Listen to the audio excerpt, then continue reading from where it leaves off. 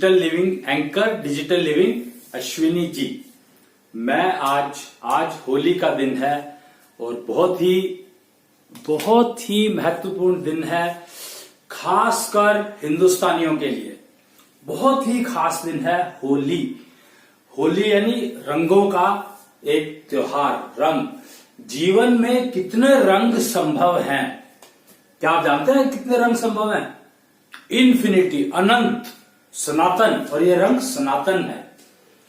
पूरे सनातन का मतलब समझने की कोशिश करते हैं। सनातन का बड़ा सिंपल सा मतलब है, रंगों को देखो आप। रंग बिल्कुल परफेक्ट सनातनता का एग्जाम्पल है, प्रैक्टिकल एग्जाम्पल ऑफ प्रैक्टिकल सनातनता। एक जैसे रहते हैं। पहले सनातन का मतलब ये होता था जिसका ना आदि है ना अंत है। डिजिटल लिविंग की बात हो रही है तो सनातन का और प्रैक्टिकल सनातन का मतलब है एक जैसा रहना। रंगों को देखो, एक जैसे रहते हैं। लाल है तो लाल है, फिर उसके बहुत सारे शेड्स हैं, पर सारे शेड यूनिक है।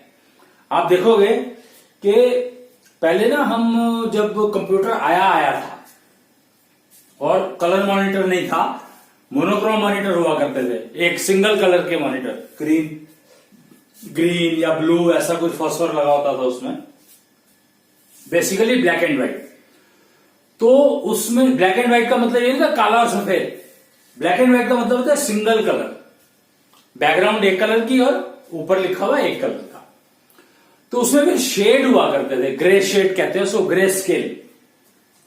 तो उससे आपको ये जो कार्बन में आपने देखा होगा ना, ये बनाते हैं, स्केचिंग करते हैं, तो ग्रे स्केल में होती है स्केचिंग सारी ग्रे स्केल में होती है। तो पर हर शेड यूनिक है और वैसा ही रहता है। 5% अगर ब्लैक है तो 5% ब्लैक रहेगा एवर। अगर वो 6 हो जाता है तो वो कलर बदल गया। फिर जब कलर मॉनिटर आए तो पहले 16 कलर, 256 कलर, फिर आज की तारीख में 64K कलर। के का मतलब 1000। तब भी कलर पूरे नहीं हुए। यही सनातन है। मैं बात कर रहा था, पहले हमने टेक्नोलॉजी, डिजिटल है तो टेक्नोलॉजी की बात तो होगी। तो मैं बात कर रहा था पहले कि 10 to the power nano technology 10 to the power -9 होती है, और ये जो कलर के शेड्स वाली टेक्नोलॉजी है ना, ये 10 टू द पावर -12 है। पीको टेक्नोलॉजी कहा जाता है इसको, पीको टेक्नोलॉजी। और ये है 10 टू द पावर -12 की रेंज में।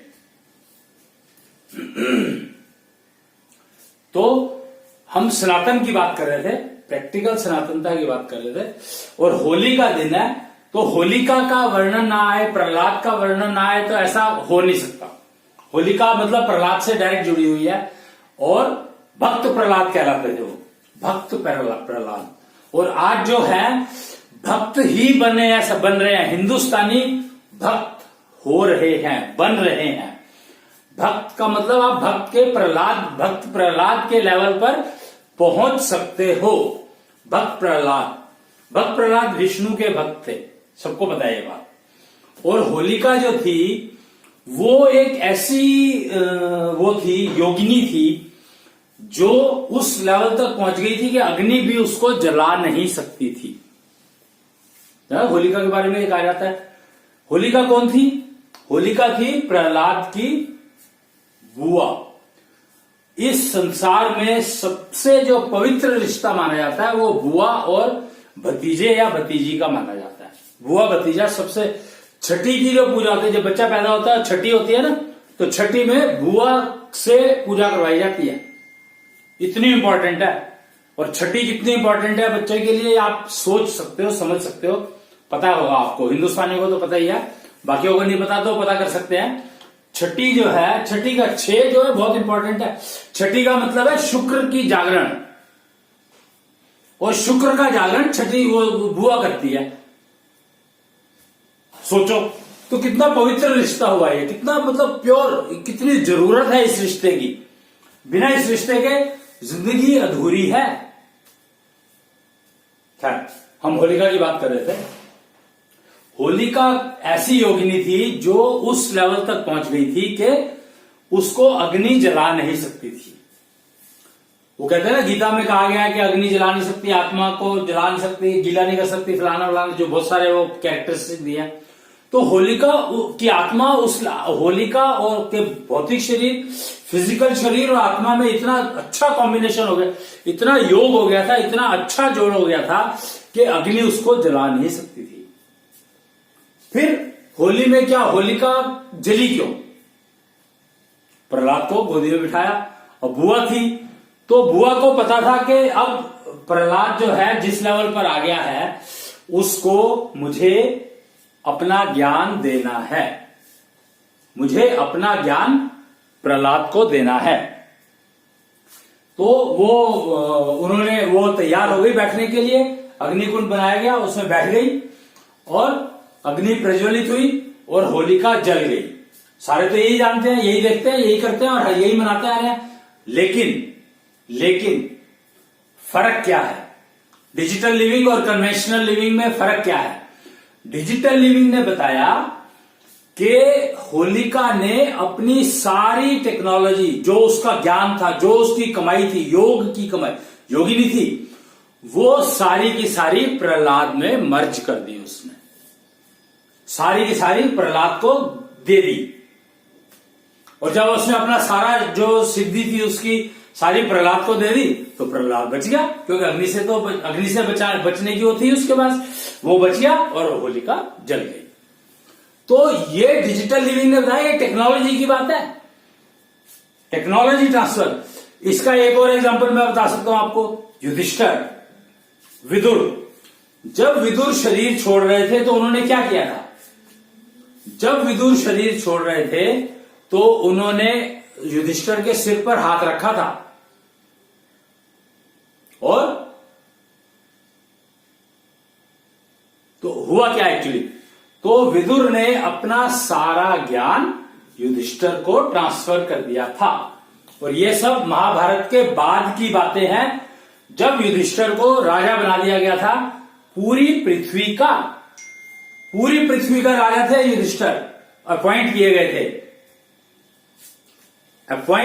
थे। युद्ध जीता गया था और उनके भाइयों ने युधिष्ठिर को राजा बनाया था। इसमें कृष्ण की मर्जी थी या नहीं थी उसका कोई जिक्र है नहीं, पर नेचुरली मर्जी होगी उनकी मेरे ख्याल से। तो युधिष्ठिर को जो राजा बनाया गया और विदुर ने अपना सारा ज्ञान, राजनीति का सारा ज्ञान युधिष्ठिर को ट्रांसफर किया। और आपको पता होगा, पता नहीं जानते हैं कि नहीं जानते आप, एक ऋषि धौम्य हुए हैं। धौम्य ऋषि जो है वो कहां पर थे? उत्तर प्रदेश में। कमाल है वैसे, उत्तर प्रदेश एक जगह, उत्तर प्रदेश, उत्तम प्रदेश, वहां पर एक जगह है हापुड़ के जाते हुए, गढ़ से काफी पहले है। वो जगह का नाम है, वो मेरठ की तरफ जाते हैं ना इधर से, हापुड़ के बाद है वो, कहां है पता नहीं मेरे को, किठौर करके एक जगह है। किठौर के और दिल्ली की तरफ आएंगे तो एक मुदाफरा करके एक जगह पड़ती है, वहां पर मंदिर भी बना हुआ है। धौम्य ईस्ट इप देवी का मंदिर बना हुआ है। धौम्य की ईस्ट जो थी इप देवी थी, और इप देवी के ईस्ट है भगवान। खैर, तो मैं ये जोड़ रहा था, मैं तो धौम्य ऋषि के बारे में बता रहा था। तो धौम्य ऋषि थे कौन? तो ऋषि धौम्य थे जो कि हस्तिनापुर के एडवाइजर थे, कुल के एडवाइजर थे, यानी कौरव पांडवों के कुल एडवाइजर थे, कुल ऋषि थे ऋषि धौम्य। और कोई भी अगर डिस्कशन करना होता था नेचुरल कैलेमिटीज के रिस्पेक्ट में, तो धौम्य ऋषि के यहां पर जाया करते थे सारे। वहां पर वो इलाका परीक्षित गढ़ी कहलाता है। पुराने समय में वो इलाका परीक्षित गढ़ी कहलाता था।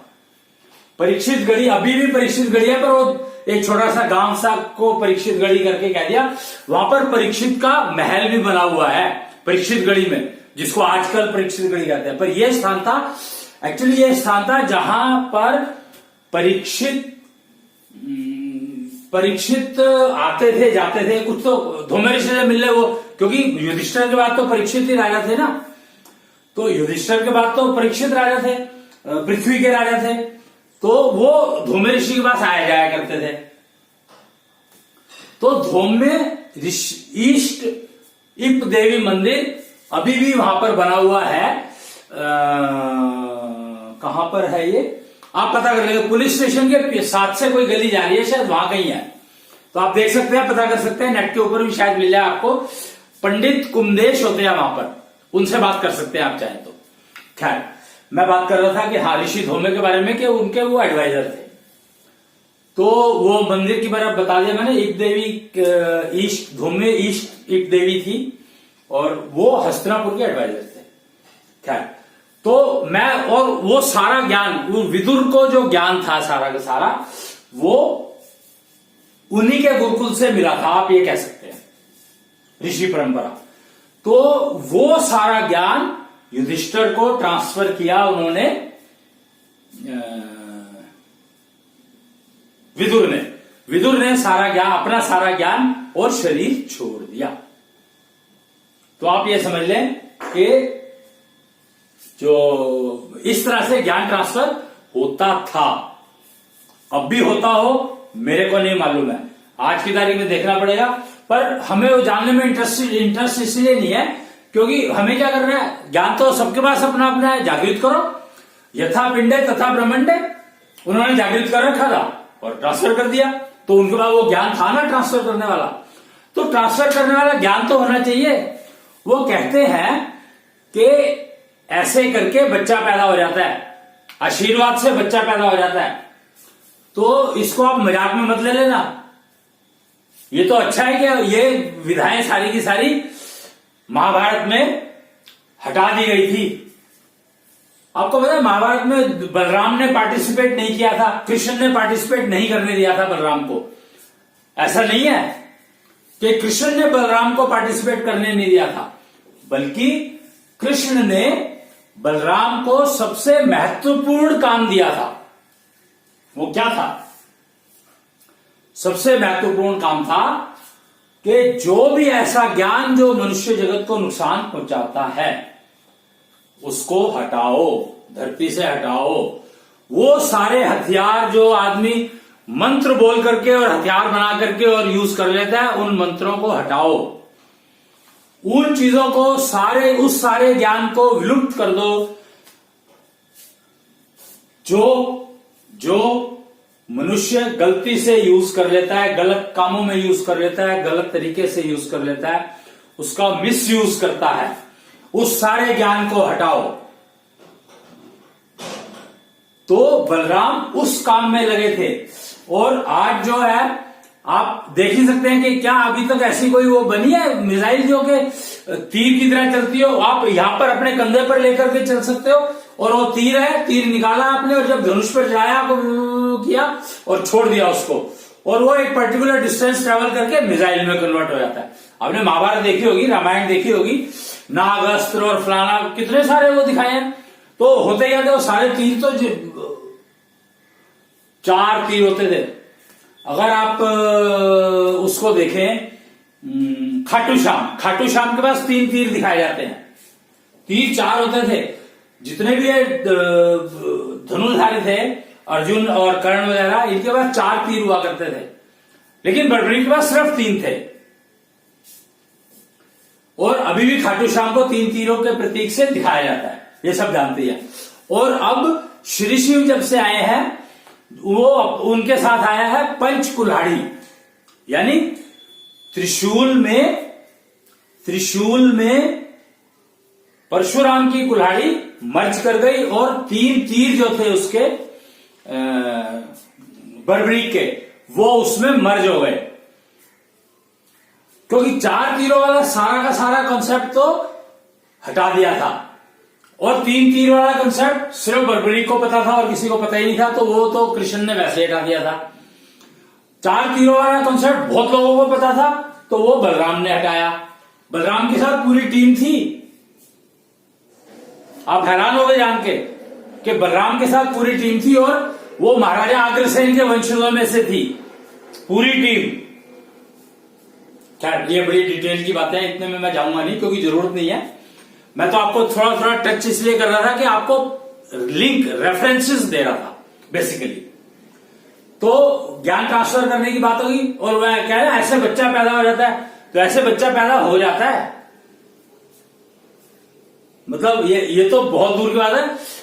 ऐसा भी संभव था, या अब भी हो तो मुझे पता नहीं है, लेकिन ऐसा भी संभव था कि जो आप सांस लेते हो, तो सांस की प्रक्रिया से भी आप लेडी को प्रेग्नेंट कर सकते हो, प्रोवाइडेड वो लेडी रिसीवेबल मोड में हो। लेकिन और आप जो आपकी सांस में उतना सूक्ष्मता आ गई हो, ये सांस की सूक्ष्मता की बात हो रही है। एक ना स्वर योग हुआ करता था, मैं ज्यादा जानकारी है नहीं मेरे को उसके बारे में, क्योंकि मैं तो श्वास योग करता हूं, तो श्वास योग ऐसा कुछ देता है कि नहीं देता मुझे पता नहीं है, पर स्वास्थ्य जरूर देता है, हेल्थ जरूर देता है, और मेरा हेल्थ से ही कंसर्न है। मेरा कोई विचार नहीं है कि मैं इस दुनिया में 5000 साल की जिंदगी बिताऊं, या 2000 साल की जिंदगी बिताऊं, या 500 साल की जिंदगी बिताऊं, या 125 साल की जिंदगी बिताऊं। मैं उतनी ही जिंदगी बिताना चाहता हूं जितनी मुझे मिली है, और कोशिश कर रहा हूं कि अपने कर्मफल जितने ज्यादा से ज्यादा निपटा सकूं। बस मेरा मात्र इतना ही उद्देश्य है, और कुछ नहीं है। स्वर योग हुआ करता था। अगर स्वर योग के अभ्यासी हों, आज हो सकता है हो, नाथ संप्रदाय में मिल सकते हैं, उस लेवल के, या कम या ज्यादा मैं नहीं कह सकता, क्योंकि मेरी इतनी क्षमता नहीं है कि मैं परख सकूं, टेस्ट कर सकूं। लेकिन यह पक्की बात है कि नाथ योग में, स्वर योग में संभव है कि आपकी सांस ही किसी स्त्री को प्रेग्नेंट कर दे, पर उस स्त्री को जो स्त्री इस लायक हो गई हो, उसने अपने आप को इतनी तपस्या करके अपने आप को रिसीवेबल बना लिया हो। कंडीशन है हर जगह पर, योग्यता तो हर जगह चाहिए, योग्यता की खेल है सारा का सारा, कि अगर उसकी योग्यता है तो वो उसकी योग्यता, जिसकी सांस के थ्रू बच्चा देने की योग्यता है, उस ऐसे ही औरत में, फीमेल में वो रिसीव करने की योग्यता हो, तो वो प्रेग्नेंट हो सकती है बिना वर्जिनिटी खोए। यहां पर ये बात बहुत इंपॉर्टेंट है समझने वाली, कि वर्जिनिटी उसने लूज नहीं करी, बिना वर्जिनिटी लूज किए वो प्रेग्नेंट हो जाती है और डिलीवर कर सकती है। कर्ण, अर्जुन, युधिष्ठिर, भीम, इसके एग्जाम्पल अवेलेबल हैं। सूर्यपुत्र कर्ण, इंद्रपुत्र अर्जुन, धर्मराज, यमराज के पुत्र युधिष्ठिर, और पवन पुत्र भीम, सारे एग्जाम्पल्स अवेलेबल है, सब कुछ अवेलेबल है। समझ में आया नहीं हमें, क्योंकि हम लोग अभी हम सिर्फ विज्ञान में घूम रहे हैं, वो भी कन्वेंशनल विज्ञान में। डिजिटल विज्ञान तो आया ही अब है, तो आपको पता कैसे लगेगा? के साइंस, डिजिटल साइंस या डिजिटल विज्ञान तो आया ही अब है, कितने 2011 में, 2011 के एंड में कब समझो 11 नवंबर 2011 कृष्णेंद्र जब बने थे, कृष्ण को जब इंद्र गद्दी पर बिठाया गया था और कृष्णेंद्र डिक्लेयर किया गया था, तो उन्होंने दिया था डिजिटल साइंस। अभी तक तो लोगों को यही नहीं पता कि डिजिटल साइंस नाम की चीज आ चुकी है। डिजिटल साइंस और कन्वेंशनल साइंस में बहुत फर्क है। कन्वेंशनल साइंस रोज बदल जाती है, डेली अपग्रेड, उसकी लाइफ बहुत छोटी होती है। 3 साल से शुरू हुई थी और 3 मिनट रह गई है, तो पैच हर 5 मिनट में एक नया पैच डेवलप हो जाता है विंडोज सॉफ्टवेयर में, या और कोई भी एप्लीकेशन सॉफ्टवेयर देख लो आप, सब में यही हालत है। और आप ये देखो कि और डिजिटल साइंस जो बन गया वो बन गया फाइनल, उसको उसमें अपग्रेड संभव ही नहीं है। फुल्ली हमेशा लास्ट लेवल का होता है वो, उसमें अपग्रेड संभव ही नहीं है। क्यों? क्योंकि उसमें कोई एरर है ही नहीं, उसमें जीरो एरर। ये ना आजकल जो आप बात करते हैं, देखते हैं कि जीरो एमिशन की बात होती है। जीरो एमिशन के ऊपर बात करना तो पुरानी बात हो गई, कन्वेंशनल, बहुत पुरानी। और अब जो है, अब क्या है, अब है जीरो, वो क्या कहते हैं उसको, कुछ तो था, शून्य, अरे यार मेरे को नाम याद नहीं आ रहा, मैं बताऊंगा, अगर नाम याद आ जाएगा तो बता दूंगा, नेक्स्ट उसमें कभी कवर कर लेंगे, तो आते ही जाते रहेंगे। तो वो जो अब जो है जीरो एमिशन की बात नहीं हो रही है। जीरो एमिशन तो मतलब कन्वेंशनल साइंस में अभी भी हो रही होगी, मैं नहीं जानता, मैं कहना नहीं चाहता, क्योंकि कन्वेंशनल साइंस में मेरा इंटरेस्ट नहीं है। डिजिटल साइंस में जीरो की बात हो रही है कि प्रैक्टिकल सनातन जैसे हो वैसे रहो, उसकी बात हो रही है। तो जीरो एमिशन खत्म, जीरो एमिशन तो बहुत दूर की बात है। Zero wastage, wastage is inevitable, rejection you can reduce, but wastage, so reduce wastage, zero wastage की बात हो रही है। डिजिटल लिविंग में जीरो वेस्टेज की बात हो रही है। वेस्टेज क्या है आपको पता है? वेस्ट क्या है? जो सुबह सुबह आप रात को खाते हो, जो सुबह सुबह निकाल के आते हो ना, वो वेस्ट है। और जीरो वेस्ट की बात हो रही है। रिजेक्शन नहीं बात कर रहा हूं मैं, रिजेक्शन की बात तो हम करते थे पहले, वो हमें नहीं पता था कि हम डिजिटल की लिविंग की बात कर रहे हैं, तब हम रिजेक्शन की बात करते थे। अब हम जीरो वेस्टेज की बात कर रहे हैं। जीरो वेस्टेज क्या संभव है? तो ये संभव है, 100% संभव है। आप देखो एग्जाम्पल अवेलेबल है भाई आज की तारीख में। अभी अभी एक कपल की बात आई थी, पीछे कोई 3-4-5 साल पहले की बात है, कि एक कपल था क्या है मेरे ख्याल से अभी भी शायद कहीं राजस्थान में, वो ना खाते हैं ना पीते हैं, पानी तक नहीं पीते वो। तो उनके ऊपर रिसर्च की गई, तो उन्होंने पाया, जो साइंटिफिक रिसर्च के जो भी प्रोसीजर अवेलेबल होंगे मेडिकल साइंस में, उन्होंने सारे यूज किए, और उन्होंने पाया कि उनका बनता ही नहीं कुछ भी। भाई नेचुरली जब इनपुट ही नहीं है तो आउटपुट कहां से आएगी? तो जीरो वेस्टेज, डिजिटल लिविंग में जीरो वेस्टेज की बात होने लगी है, जबकि अभी तो जीरो एमिशन ही बहुत दूर की बात है। लोग कहते हैं इलेक्ट्रिकल व्हीकल से जीरो एमिशन हो गया। कितनी बड़ी गलतफहमी है लोगों को कि जीरो एमिशन कैसे हो गया। भाई जीरो एमिशन कैसे हो गया? इलेक्ट्रिकल प्रोड्यूस करने में आपका इतना एमिशन चलाया जाता है, इतना एमिशन होता है। जो इलेक्ट्रिसिटी प्रोड्यूस होती है उसमें आप अगर हाइड्रो इलेक्ट्रिसिटी प्रोड्यूस कर रहे हैं तो पानी का सत्यानाश, अगर आप हाइड्रो इलेक्ट्रिसिटी तो सारी है भाई, स्टीम में कन्वर्ट कर रहा है तो भी आपने पानी को ही तो कन्वर्ट किया। तो हाइड्रो पावर प्लांट ही है सारे के सारे। होता है कहीं पर पानी को भाप बनाकर यूज करते हैं, पानी को जब भाप बना करके यूज करते हैं तो उसकी एफिशिएंसी आती है 20%, 25%। सोचो मैं क्या कह रहा हूं, सोचो मैं क्या कह रहा हूं। हम जीरो एमिशन की बात तो करने लग गए और हमें यह नहीं पता कि हमने एमिशन एक जगह पे इकट्ठा कर दिया बजाय अलग अलग अलग अलग करने से। 25% की एफिशिएंसी में काम कर रहे हैं हम लोग। स्टीम पावर प्लांट की एफिशिएंसी 25% होती है। 25% भी शायद मैं ज्यादा ना कह रहा हूं, मुझे नहीं पता, देख लो आप, वो किसी पावर प्लांट इंजीनियर से कंफर्म कर लो, वैलिडेट है तो कि कितना आप उनको उसको इनपुट देते हो और आपको आउटपुट क्या मिलती है। तो बाकी सारा वेस्ट, रिजेक्शन दुनिया भर का। फिर हाइड्रो पावर, जिसमें चलता हुआ पानी यूज किया जाता है, जिसमें चलता हुआ पानी यूज किया जाता है उसमें आप वो पंखा लगा दो और वो जनरेट कर देता है इलेक्ट्रिसिटी। तो क्या हुआ? पानी में से तुमने ऊर्जा निकाल ली। इलेक्ट्रिसिटी को ऊर्जा कहा जाता है ना, तो पानी में से ऊर्जा निकाल ली, तो पानी, मरा हुआ पानी पी रहे हो आप, उसको वापस लाओ भाई, निकालने में इश्यू नहीं है, पर वापस लाना है उसको। तो जीरो वेस्टेज, पानी वेस्ट कर दिया आपने, इसका मतलब ऊर्जा निकाल ली, पानी वेस्ट हो गया। तो वेस्ट पानी से जिंदगी चलाओगे तो क्या मिलेगा? मिल ही रहा है ना। खैर, तो चलो, मतलब जीरो एमिशन तो हो ही नहीं सकता, संभव ही नहीं है। अगर आप कन्वेंशनल लिविंग में रहेंगे, कन्वेंशनल साइंस में रहेंगे, तो हम लोग यही करते रहेंगे, ऊट पटांग, इधर का रोड़ा, उधर का रोड़ा, उधर का रोड़ा, उधर का रोड़ा।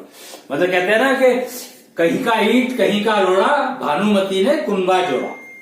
तो वो करना है तो कन्वेंशनल लिविंग बहुत बढ़िया है, रहे जाओ। अगर आपको जीरो एमिशन नहीं, जीरो वेस्टेज की तरफ बढ़ना है तो आप आ जाओ डिजिटल लिविंग में। डिजिटल लिविंग में जो आप खाते हो वो वेस्ट बनता है, पक्की बात है, लेकिन आप वो खाओ और उतना खाओ जितने की आपको शरीर में जरूरत है। अगर स्पेस पे जाते हैं तो वो बहुत थोड़ा खाते हैं, क्यों? उनको ट्रेनिंग दी जाती है। पर डिजिटल लिविंग में हो तो ट्रेनिंग की जरूरत ही नहीं है, अपने आप ही आपका बॉडी की रिक्वायरमेंट कम हो जाती है।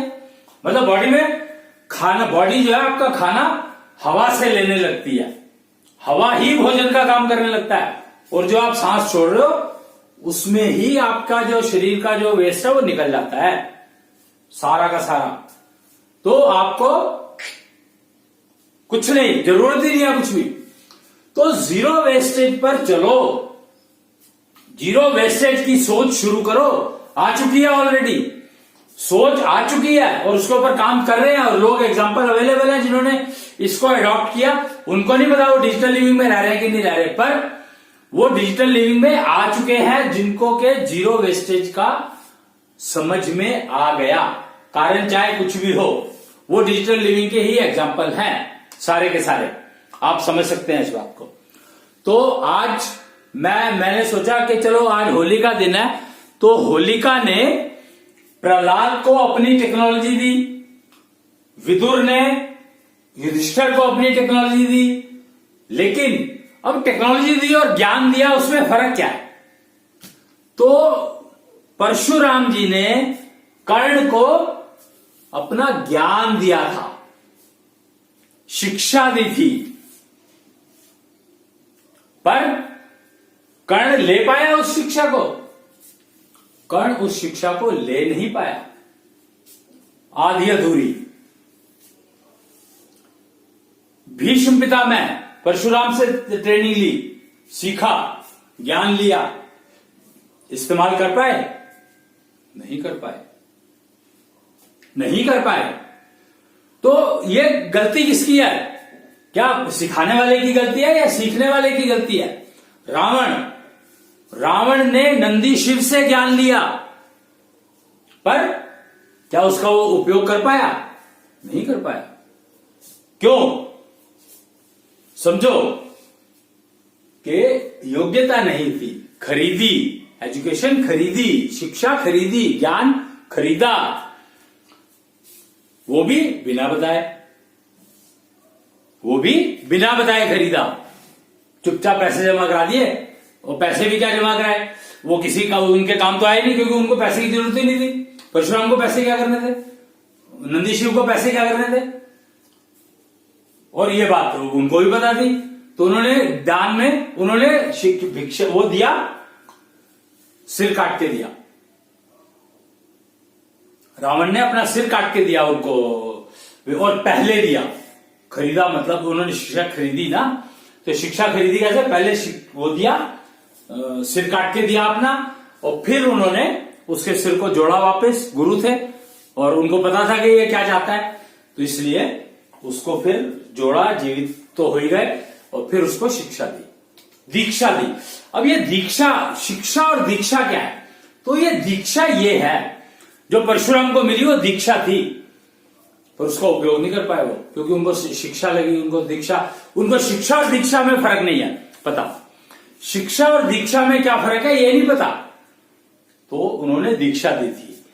रावण को नंदी शिव ने दीक्षा दी थी, शिक्षा नहीं दी थी, पर रावण को शिक्षा और दीक्षा में फर्क समझ में नहीं आया। अब दक्षिण्या की दीक्षा, डीडी दक्षिण्या दीक्षा आरंभ हुई है। कब से हो रही है? 13 अप्रैल नया संवत शुरू हो रहा है, विक्रमी संवत, नया संवत्सर शुरू हो रहा है। तो वो क्या कहते हैं, शुरू होगा, दक्षिण्या दीक्षा का काल शुरू हो जाएगा। दक्षिण्या दीक्षा जिसको लेनी हो वो ले सकता है, संपर्क करे दक्षिण्या दरबार में और वहां पर जाकर के दीक्षा ले सकता है। पर ये समझ लो कि डिजिटल लिविंग में शिफ्ट करके योग्यता प्राप्त करनी पड़ेगी, योग्यता हो जाएगी तो दीक्षा मिलेगी, नहीं तो ऐसे नहीं मिलेगी। और ऐसे मिल भी गई तो आपको यूज नहीं कर पाओगे। कर्ण नहीं यूज कर पाया, भीष्म पितामह यूज नहीं कर पाए, और रावण यूज नहीं कर पाया, ज्ञानी होने के बावजूद भी ये हालत है। तो होलिका ने यूज करी थी, होलिका ने दीक्षा का यूज किया। देखो मैं क्या कह रहा हूं, ऋषि अत्रि की पत्नी, उन्होंने यूज किया दीक्षा का। दीक्षा का यूज महिलाओं ने ही किया। सावित्री अपने पति के प्राण यमराज से ले आई थी वापस, अकाल मृत्यु उसको से बचने के लिए, बचाया उसको। तो दीक्षा, वो दीक्षित थे, दीक्षा ली उन्होंने, तब जाकर के वो उस पर पहुंचे। समझने की बात है शिक्षा और दीक्षा में क्या फर्क है। तो दीक्षा, अब आज की तारीख में कौन क्या कर रहा है मुझे पता नहीं, बट दक्षिण्या दीक्षा, दक्षिण्या कौन है? दक्ष प्रजापति थे, पार्वती के पिता, शंकर के ससुर, और उनको अकाल मृत्यु दी गई थी क्योंकि उन्होंने शंकर का अनजाने में अपमान किया था। तो उनको अकाल मृत्यु, तो वो दक्षिण्या बनकर आए हैं। दक्षिण्या बनकर आने का मतलब क्या है कि शंकर का अंश उनमें है, गणेश का अंश उनमें है, कार्तिकेय उनमें है, और तो कोई भी है, मतलब सारे उसके उनके सबके अंश दक्षिणया में है। दक्षिणया तत्व गुरु कहलाते हैं इंद्र दरबार के। इंद्र दरबार लग चुका है, 2011 में लगा था, और उनके जो गुरु हैं वो है दक्षिणया तत्व गुरु। और अब तत्व गुरु का दरबार अपना लग चुका है, दक्षिणया दरबार। और दीक्षा का काम शुरू हो चुका है, दक्षिणया दीक्षा का काम शुरू हो जाएगा, हो चुका है, डिक्लेयर हो गया, अनाउंस हो गया। 13 अप्रैल 2021 2021 से शुरू होगा नया संवत्सर, विक्रमी संवत, उस दिन से शुरू होगा। 13 का यह मेरे ख्याल से हो।